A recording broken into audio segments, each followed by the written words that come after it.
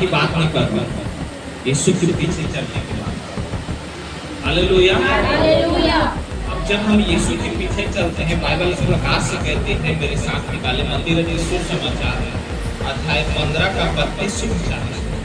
और कहा, मुझे इस भीड़ पर तरस आता है। क्या आता है?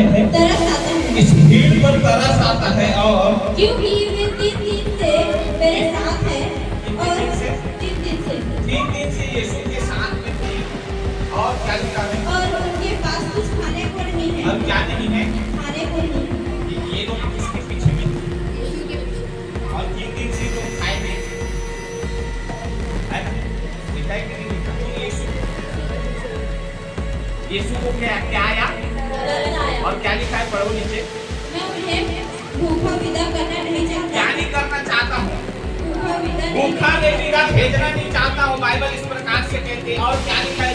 कहीं ऐसा न हो कि मार्ग में थक कर रह जाए। कितना चिंता कर रहा है, सोच रहे हैं आप? कितना चिंता कर रहा है परमेश्वर। हालेलुया। और क्या लिखा है? चेलों ने उससे कहा, हमें इस जंगल में कहां से इतनी रोटी मिलेगी? अब देखो, वहां पे कुछ व्यवस्था ही नहीं है।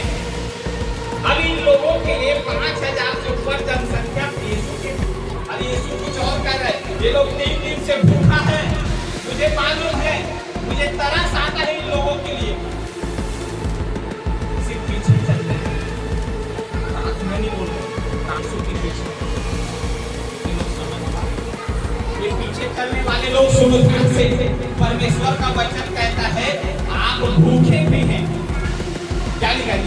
कंप्लीट करो। कि हम इतनी बड़ी भीड़ को तृप्त करें। हाँ। यीशु ने उनसे कहा, हाँ। पूछा, तुम्हारे पास कितनी रोटियां हैं? हाँ। उन्होंने कहा, हाँ। 5 और थोड़ी सी छोटी हाँ। मछलियां। तब उसने इन लोगों को भूमि पर बैठने की आज्ञा दी, हाँ।